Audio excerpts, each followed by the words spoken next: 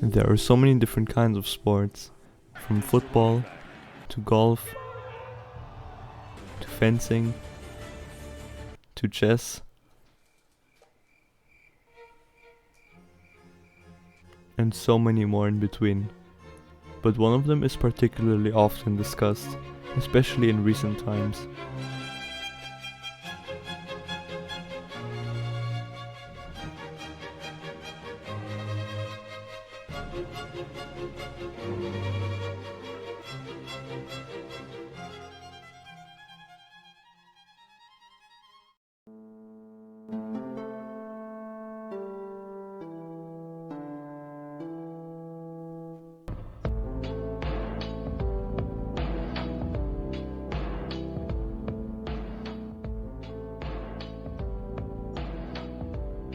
Following the events that occurred on the 6th August 2021 at the 2021 Olympic Games in Tokyo, where Annika Schloy kept hitting the horse that was assigned to her, and her trainer Kim Reisner even telling her to hit it hard, followed by her actually hitting the horse with her fist, the news of this scandal went viral, and soon the headlines were filled reporting on this incident.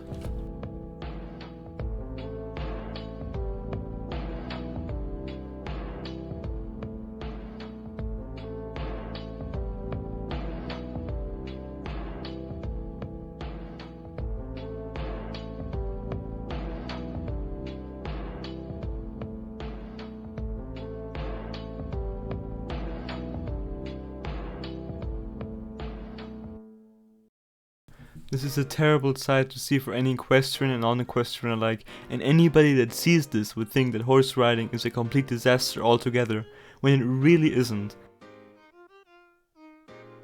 Horse riding is the best thing to ever happen to me, and it shouldn't be viewed the way it is being portrayed. Horse riding is about friendship, care and love, not narcissism, career and gold medals. Having a bond with your horse and also getting gold medals is the best though. But the recent incident at the Tokyo Olympics making headlines brought a very unfortunate fate onto horse riding, since it is now being seen as cruel and generalized by the public to be exactly that.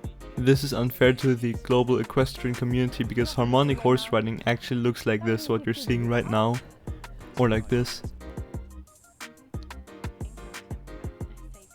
or like this.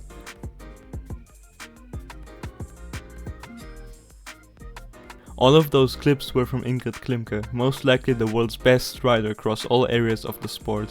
Whichever area in horseback riding a rider specializes in, whether it's show jumping, cross country, dressage or even western, it is all of our highest priority that our horses are healthy and feeling well. And even though most of us only want the best for our horses, there are some people that just don't care and only want success in the sport. A prime example of this was reported on recently, where one of the best riders of Germany was filmed using a technique called barring. Barring is hitting the horse's legs as it jumps over the obstacle, causing it to jump higher, giving it more reliability in high-end competitions. You can see how a stick is being hit against the horse's front legs.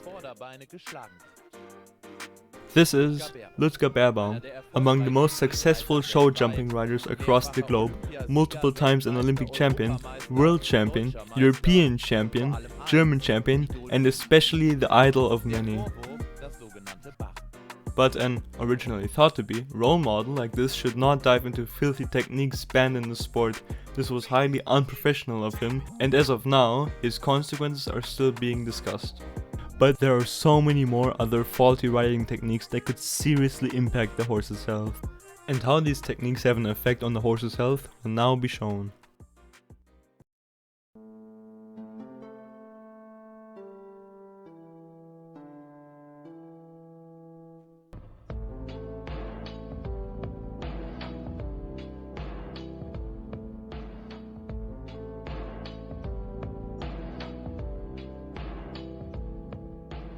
There are horrible things in every sport, but due to the nature of humans and how they tend to notice negatives more, it only makes sense that the negatives in sports, especially in those with animals, would be shown a lot and discussed as well. A prime example of this is the picture in an article posted by Pferderevue, where a horse is shown with a thin plastic rope tied around him in a way which leads to the neck taking on a shape that would increase the horse's price, because buyers of this specific breed are looking for a rounded neck. Obviously this is very bad for the horse. It needs to suffer like this for 4 hours. It is the worst animal cruelty I've ever seen, and people that do this should immediately get reported to the Animal Welfare Foundation, and in my humble opinion also go to prison. Hyperflexion, or also Rollkur, affects the horse's spine, neck, muscle development in the neck, the nuchal ligament or nuptial ligament, as well as its mind. Hyperflexion is when the horse is forced to put its head low and essentially almost touch its chest with its mouth. This causes extreme pain in its muscle because it can cramp. It also heavily affects the spine, since prolonged usage of this on a horse can basically deteriorate the spine and the individual parts of it.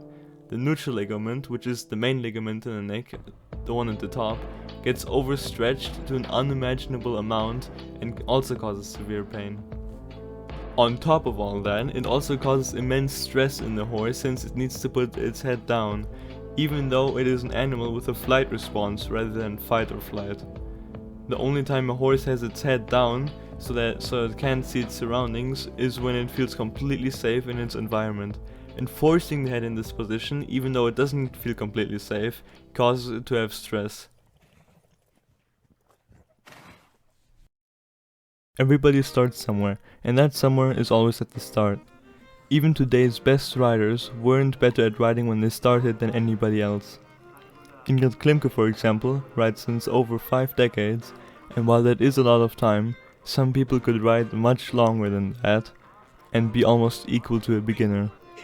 Ingrid Klimke is truly talented, and as proof of that, she got awarded with the official title Reitmeister, which means master at horseback riding. Just like her, I started my horse riding career when I was younger, and I actually did manage to capture the entirety of my first ever riding lesson.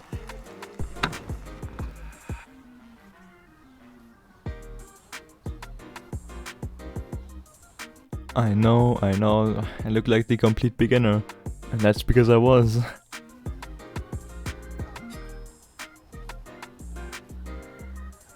Yeah, alright, I don't need to show any more of that embarrassing stuff. Let's move on to where I'm actually at right now. So, riding is split up into multiple sections and significant plateaus of riding skills in between these sections. So, there's a pretty large difference between this here and this here. And then again between these and these. And right now, I'm here.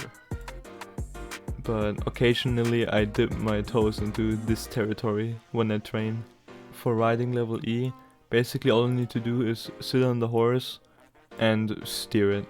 For riding level A, you need to have a bit more experience and you need to kinda, especially near the end, get to really have impact on the horse and what it does and how it listens to you.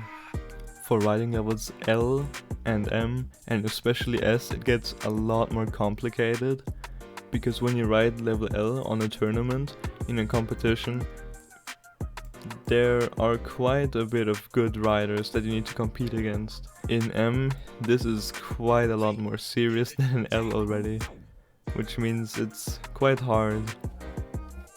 S is pretty much only the big leagues on pretty large tournaments, but fairly normal tournaments. Then this down here, Grand Prix and Grand Prix Special, is only on international tournaments and really good riders. And Olympia, there is the challenge that only the world's best riders go there. But back to training. Here you can see how I go from a normal walk directly into a counter gallop, which means I skipped the trot.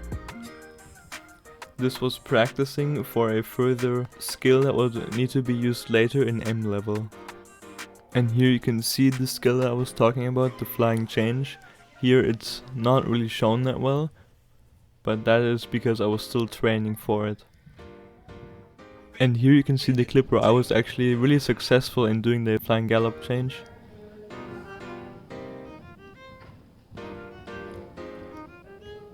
And the posture of my horse and myself was very good as well. Now before you go, I just want to quickly show you how much time and effort this video took to edit and put together. Like, there is so much work that went into this. With over 30 hours of editing and over 85 for research and resource gathering alone. And obviously a lot of heart went into it as well, because it is my favorite hobby. Thanks for watching.